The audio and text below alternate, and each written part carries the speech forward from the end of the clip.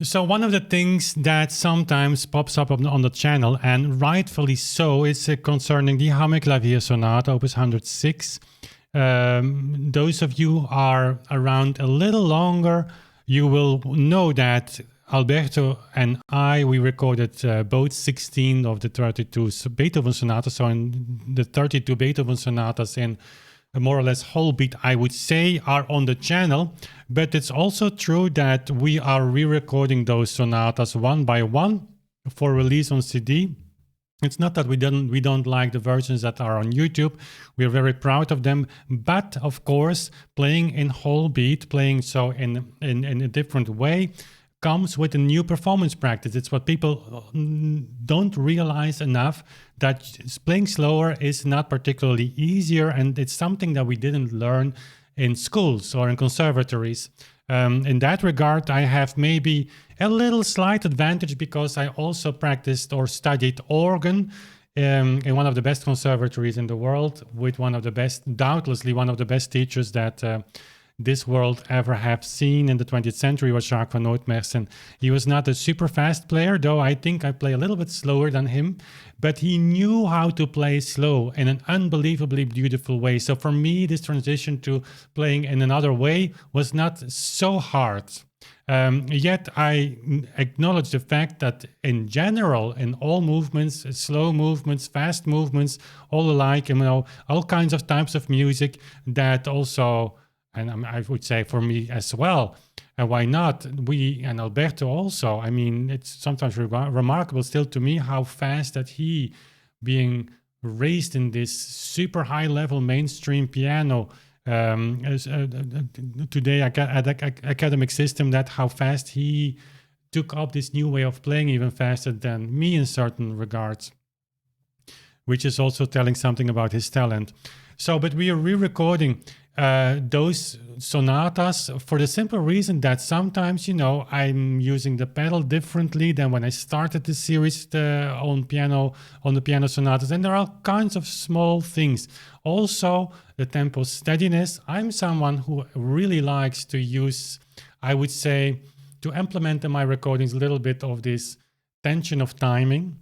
And Alberto and we have regularly conversations and discussions on what direction we would take. Obviously, when we are going to publish the 32 sonatas, or we publish them one by one, but at the end they will come together, that we need to have a certain common philosophy. It's not a philosophy system, it's like a very practical way actually of playing, but there is some philosophy involved in the sense that we need to put our terms on the table and say, okay, there should be like one unity that is that could be given around the recordings that we are doing, so that in spite of the fact we are two different musicians, we should have a certain a common strategy and interpretation.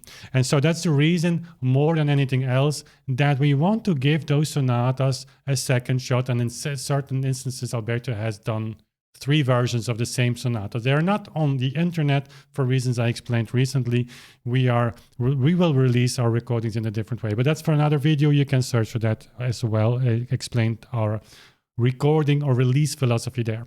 So regarding the Hammerklavier Sonata, I was looking on my channel at the back end what we published around that, and there are some videos, even an unlisted one, a patron practicing. That's for a long time ago, where I or Alberto am practicing. So on Patreon, guys, you have practicing sessions behind the scenes. So there are a lot of videos that I've made about the Hammerklavier Sonata, and of course the main one is this by Alberto, in which he plays the Hammerklavier Sonata. And one of the comments that people make rightfully is that when you see the videos I made on the Hammerklavier Sonata, the calculated duration based upon Beethoven's metronome marks of that sonata is around 65 or 67 minutes, depending if you play the repeat or not. And in the Hammerklavier Sonata, it's an interesting case because you have only one repeat, which is the A section of the first movement. It's actually just a few pages. So in whatever calculation you use, you will end up in just right over an hour, 65 or 67 minutes. Also meaning that if you do not apply whole beat, you should end around 33 or 34 minutes, something around that. And so Alberto's version is longer than that. It's more over 75-ish minutes, 75 if I'm not mistaken. So there's a fair point. We plead, we argue, we make an argumentation, we strongly suggest that Beethoven gave those metronome marks to follow them, and yet here we are in a sonata that is slower actually than Beethoven suggested, even when you take Beethoven's metronome marks in whole beat. And so that's also one part of the exercise we will do when we re-record these pieces, to see what the implication is in terms of steadiness of tempo. In this case of the Hammerklavier Sonata, the main difference is in the Adagio. The Adagio is in whole beat something around 29 minutes. It's unbelievable.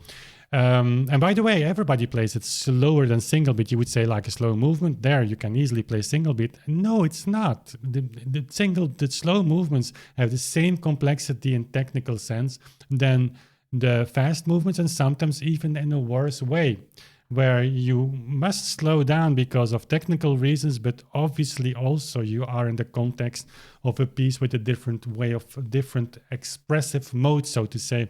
So even people who want to show that the Hammerklavier Sonata is perfectly possible in single beat, of course, they played the slow movement much slower. So that happened during Alberto's recording.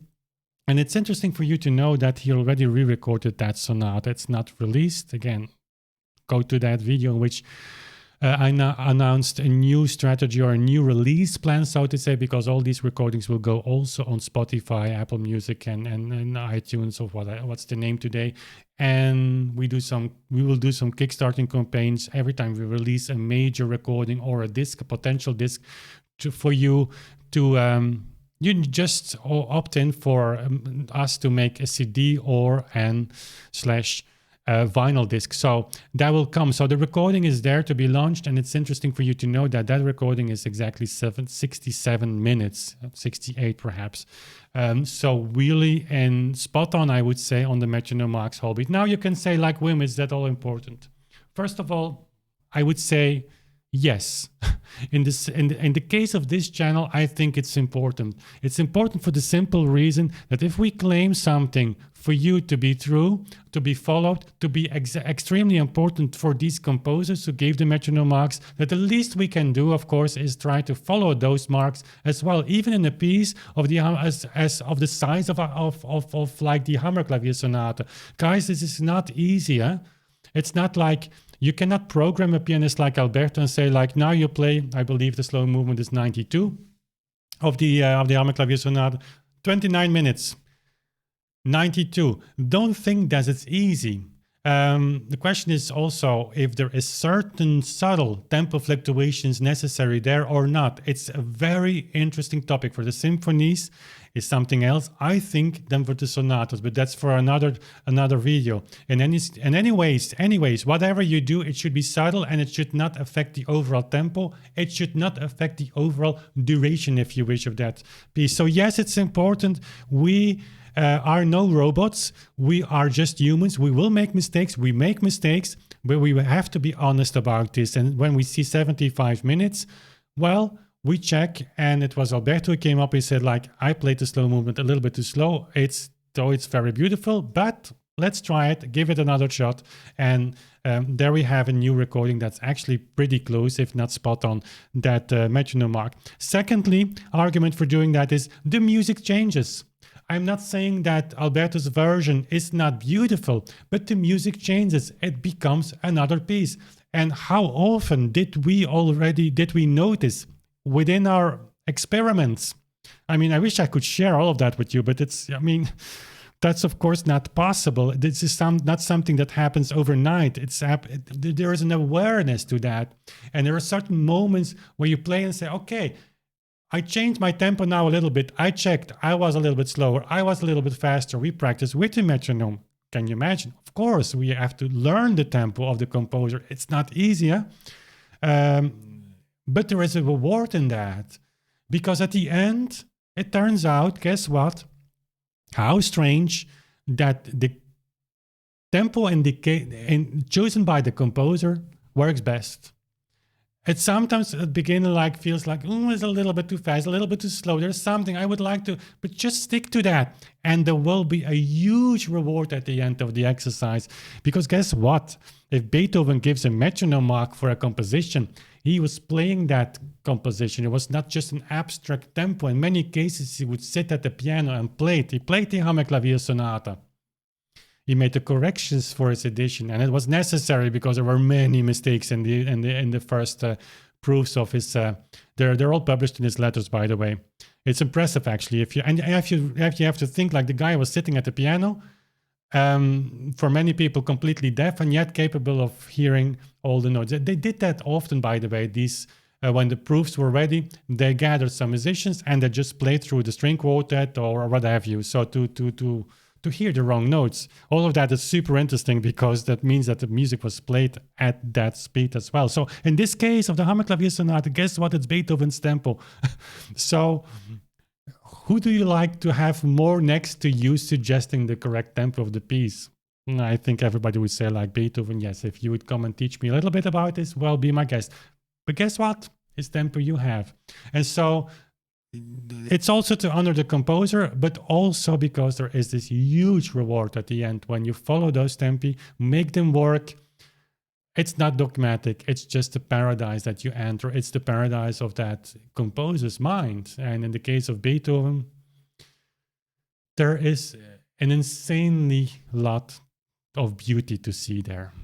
Okay, guys, I just wanted to give you this little announcement of the new Hammerklavier Sonata. It will not be for tomorrow, but it's coming, and when it's coming, we'll do it in style, of course. Okay, that was it for today. Subscribe to the channel if you haven't done so already. Click the bell so you don't miss any of our new uploads. And if you want to push us through all barriers, as writing an insanely thick tempo book, yes, I'm using that again. There's a link in the description box to Patreon. We really need all of you. We are working on a huge project here, guys. And apart from supporting the project, we have their monthly hangouts, which is just so cool to meet all of you there and to just talk to you and to have a little other platform to just interact. So go there and check it out if it's something for you. And for now, thanks for watching. We see each other soon again. Bye.